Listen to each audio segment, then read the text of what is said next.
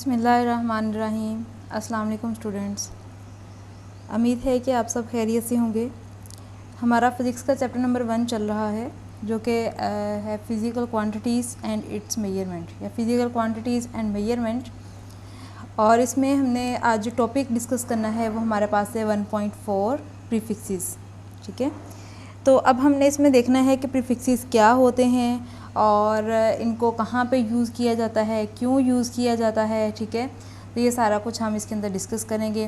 तो सबसे पहले अगर बात की जाए तो हमारे पास कुछ वैल्यूज़ होती हैं कि जो बहुत बड़ी होती हैं। ठीक है, जिनके साथ बहुत सारे ज़ीरो जो है वो एंड पे आ रहे होते हैं, और कुछ वैल्यूज़ जो होती हैं बहुत छोटी होती हैं जिनके साथ काफ़ी सारे ज़ीरो जो हैं वो स्टार्ट में आ रहे होते हैं।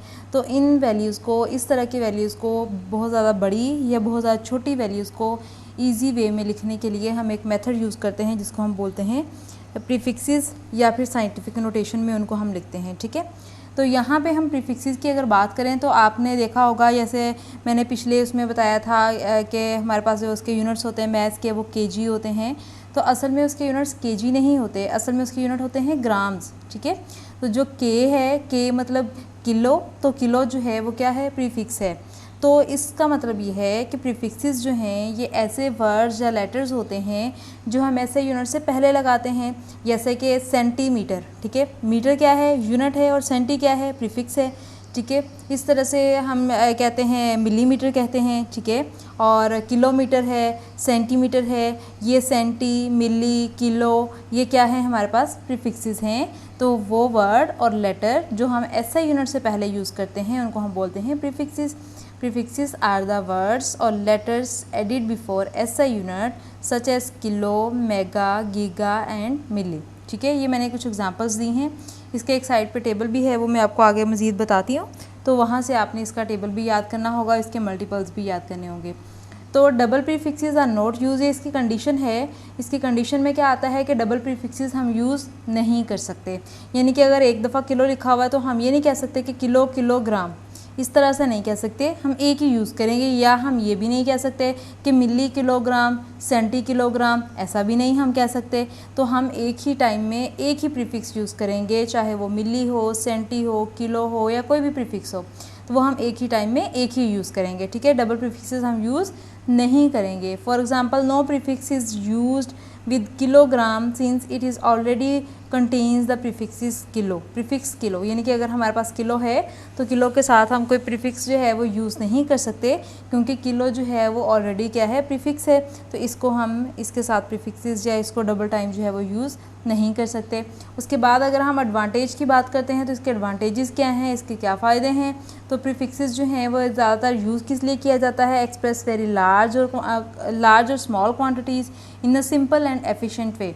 तो प्रीफिक्सेस जो हैं उनको किस लिए यूज़ किया जाता है, उनको बहुत सारी लार्ज वैल्यू के लिए या फिर स्मॉल वैल्यू को लिखने के लिए, उनको सिंपल वे में लिखने के लिए या एफिशिएंट वे में लिखने के लिए यूज़ किया जाता है। जैसे कि हमारे पास यहाँ पे आपको नज़र आ रहा है कि 1 है और उसके बाद उसके साथ कितने ज़ीरोज़ हैं, 6 ज़ीरोज़ हैं। ठीक है, अब इस तरह से हम 6 ज़ीरोज़ लिखने के बजाय उसको हम किस तरह से एक्सप्रेस कर देंगे, 1 मेगा वॉट।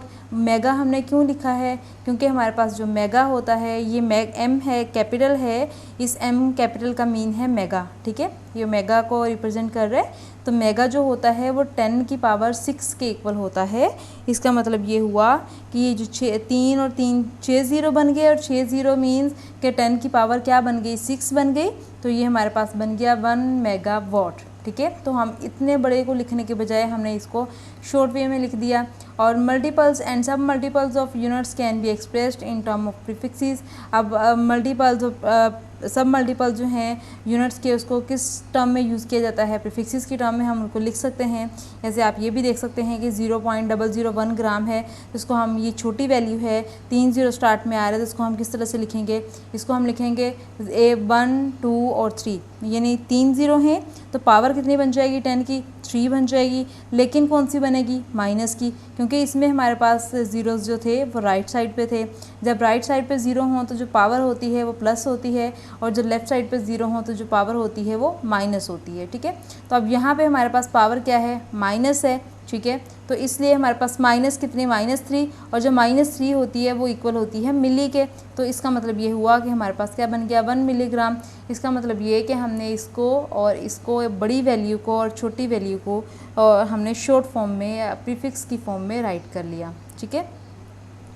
अब यहाँ पे एक टेबल है जो कि यहाँ पे आपको डायग्राम में नज़र आ रहा होगा कि ये टेबल आपने याद करना है। जब तक आपको ये टेबल नहीं आएगा, आप आगे न्यूमेरिकल्स में भी आपको प्रॉब्लम होगा, आपको प्रीफिक्सेस का पता नहीं चलेगा, ठीक है। तो इसलिए याद करना बहुत ज़्यादा ज़रूरी है।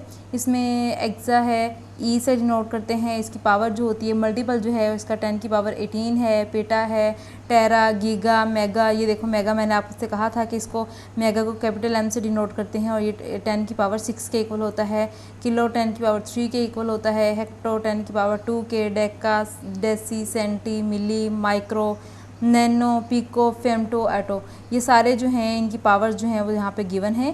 तो ये सारे आप लोगों ने याद करने हैं, लेकिन याद रखिएगा ये इनके सिंबल्स हैं, जो स्मॉल हैं उनको स्मॉल से ही लिखना है, रिप्रेजेंट करना है आपने, और जो कैपिटल हैं उनको कैपिटल से ही रिप्रेजेंट करना है। तो जब तक आप ये टेबल याद नहीं करेंगे, आप इसकी एग्जाम्पल्स नहीं कर सकते। कोशिश ये करनी है कि पहले आपने टेबल याद करना है, उसके बाद फिर एग्जाम्पल्स करने की कोशिश करनी है, फिर आपसे सही एग्जाम्पल्स होंगी, वरना आपको पता नहीं चलेगा, ठीक है। मुझे तो आते हैं, मैं तो आपको वैसे करवा दूँगी, लेकिन आप लोगों ने क्या करना है, पहले इसको याद करना है, उसके बाद इसकी एग्जांपल्स करनी है। तो यहाँ पे हम कुछ एग्जांपल जो हैं वो कंसीडर कर लेते हैं। इसमें फर्स्ट एग्जांपल जो हमारे पास से 200,000 मीटर पर सेकंड है, इसको हमने कन्वर्ट करना है, लिखना है, प्रीफिक्स में लिखना है। तो प्रीफिक्स में लिखने के लिए देखें, अब हमारे पास यहाँ पे कितने ज़ीरो हैं, 3 ज़ीरो। मैंने इन 3 ज़ीरो को क्या कर दिया, 10 की पावर 3 में लिख दिया, क्योंकि राइट साइड पे ज़ीरो थे, तो 10 की पावर जो 3 होगी वो पॉजिटिव आएगी, ठीक है। तो 10 की पावर क्या आ गया, 3 आ गया। मीटर पर सेकेंड इसके यूनिट्स थे तो एज इट इज़ आ गए। उसके बाद अब 10 की पावर 3 किसके इक्वल होता है, किलो के। क्यों, मुझे तो पता है, आप प्रीफिक्स वाला टेबल याद करेंगे तो आपको भी पता चल जाएगा किलो जो होता है वो किसके इक्वल होता है, 10 की पावर 3 के कह सकते हैं या फिर 1000 के कह सकते हैं।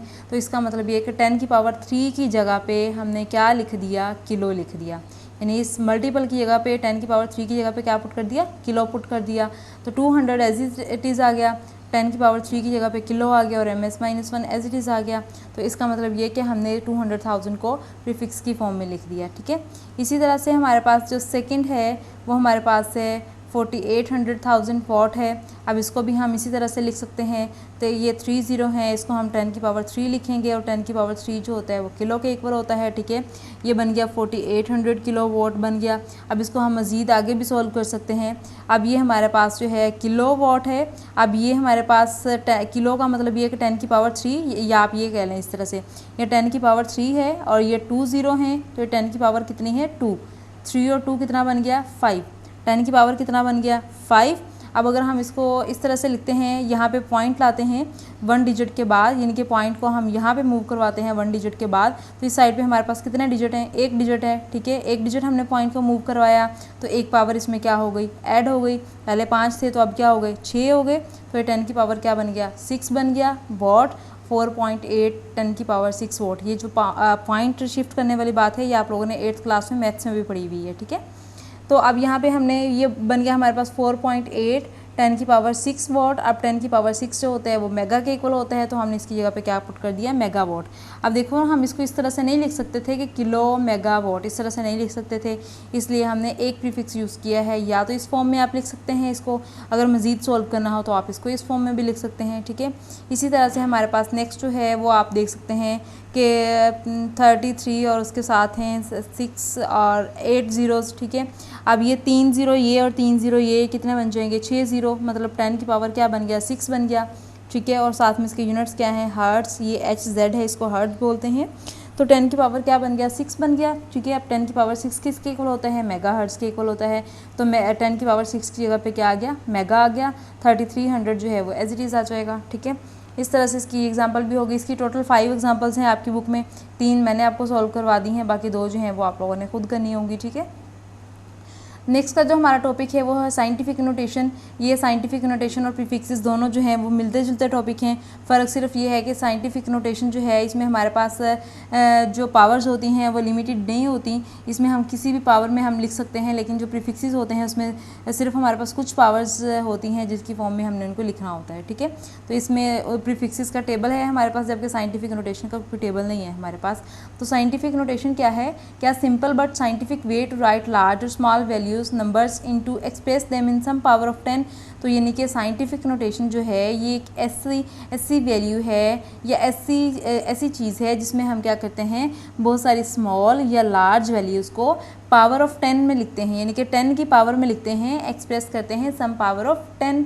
जैसे आप देखते हैं कि द मून इज़, आपको यहाँ पे नज़र आ रहा है कि इसका जो डिस्टेंस है वो गिवन है और मीटर्स में गिवन है अवे फ्रॉम द अर्थ। अब distance of moon from the earth can also be expressed as, इसको हम किस तरह से एक्सप्रेस कर सकते हैं, इसको 3.84। इसमें जो बेसिक हमारे पास चीज़ होती है, हमने पॉइंट को लाना होता है 1 डिजिट के बाद, ठीक है, साइंटिफिक नोटेशन में लिखने के लिए।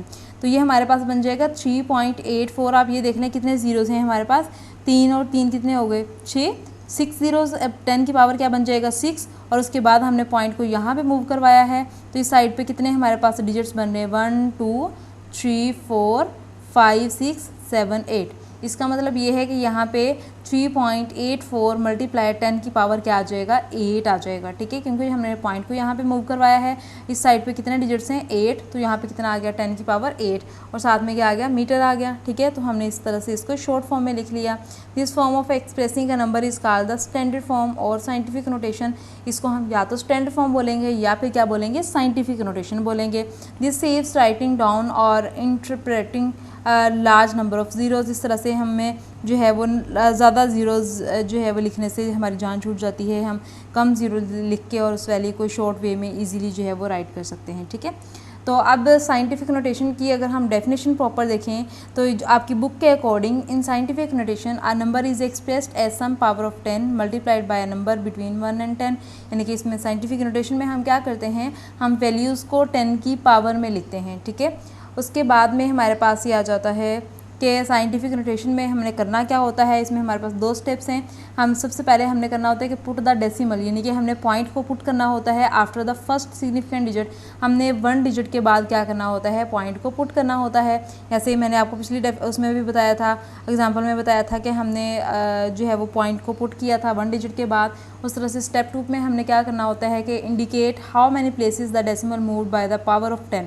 अब हमने ये देखना है कि कितने पॉइंट्स हमने या कितने डिजिट्स हमने पॉइंट को मूव करवाया है, तो 10 की पावर उतना ही बन जाएगा। ठीक है, जैसे कि यहाँ पे आपको नज़र आ रहा है कि positive power of 10 indicates the decimal move to the left. अब यहाँ पे हमारे पास आप देखते हैं कि अगर हम इस साइड पे ज़ीरोज़ जो हैं वो मूव करवाते हैं, यानी कि राइट से लेफ़्ट की तरफ अगर मूव करवाएंगे तो हमारे पास जो पावर होगी वो पॉजिटिव आएगी।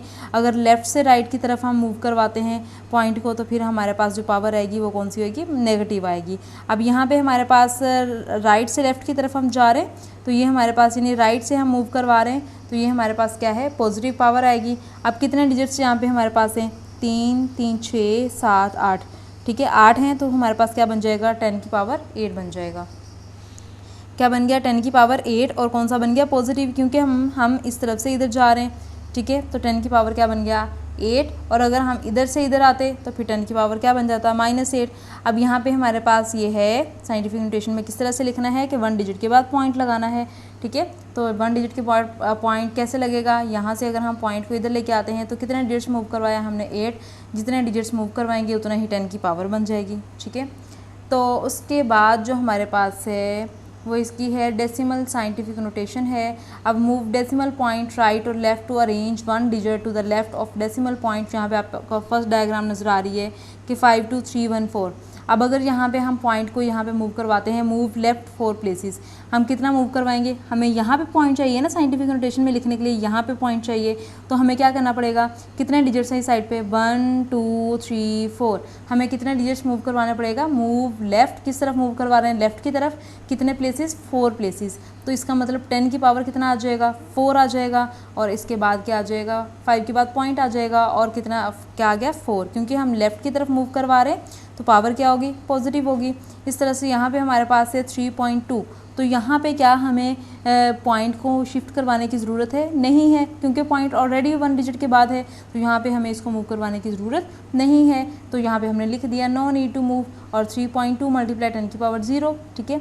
उसके बाद यहाँ पे हमारे पास पॉइंट आता है स्टार्ट में। अब ये हमारे पास सारे हैं 0 0, हमें जो पॉइंट चाहिए हमें चाहिए नॉन ज़ीरो डिजिट के बाद। नॉन ज़ीरो डिजिट हमारे पास कौन से हैं 4, 2 और 8, हमें एक नॉन ज़ीरो डिजिट के बाद पॉइंट चाहिए, यानी कि 4 के बाद हमने पॉइंट लगाना है, तो हमें कितने डिजिट मूव करवाना पड़ेगा पॉइंट 1 2 3 4 एंड 5, तो हमें 5 डिजिट्स जो है वो पॉइंट मूव करवाना पड़ेगा। तो अब हम किस तरफ मूव करवा रहे हैं, अब हम राइट की तरफ मूव करवा रहे हैं, इसका मतलब ये है कि पावर क्या आ जाएगी नेगेटिव आ जाएगी। तो मूव राइट 5 प्लेसेस, तो 4.28 मल्टीप्लाई 10 की पावर -5, ठीक है, तो पावर किस में आ गई माइनस में आ गई। इस तरह से नेक्स्ट में आप देख सकते हैं कि हमने अगर 6 के बाद जो है वो पॉइंट लगाना है तो हमें कहाँ से मूव करवाना पड़ेगा, इधर से इस तरफ कितने डिजिट्स मूव करवाएंगे 3 3 6 7 और 8, तो 10 की पावर क्या बन गया 8 बन गया, ठीक है। इस तरह से मैंने आपको इसका बता दिया कि साइंटिफिक नोटेशन में हम ये स्टैंडर्ड फॉर्म में किस तरह से लिखते हैं वैल्यूज़ को। उसके बाद एक 2-3 क्वेश्चंस हैं जिनके आंसर्स आप लोगों ने खुद देने हैं, मैं नहीं बताऊंगी आपको। इसमें जो फर्स्ट क्वेश्चन है name 5 prefixes most commonly use, prefixes का बड़ा सारा टेबल आपने याद किया है, ठीक है, उसमें से कुछ 5 प्रीफिक्सेस जो ज़्यादातर यूज़ होते हों वो आप निकाल के लिख देंगे यहाँ पे उसके नाम।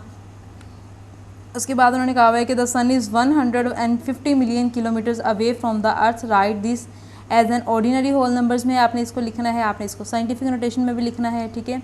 उसके बाद थर्ड है right the numbers given below in scientific notation. अब यहाँ पे कुछ नंबर्स दिए हुए हैं, इनको साइंटिफिक नोटेशन में लिखना है। अब आप यहाँ पे देखें कि ये वाले पहले वाले जो 2 हैं इसमें पावर पॉजिटिव आएगी, अब जो सेकंड लास्ट वाले 2 हैं इनमें पावर नेगेटिव आ जाएगी, ठीक है। यहाँ पे आपने पॉइंट को 3 के बाद मूव करवाना है, यहाँ पे 6 के बाद आ जाएगा, यहाँ पे 1 के बाद आ जाएगा और यहाँ पे 5 के बाद आ जाएगा।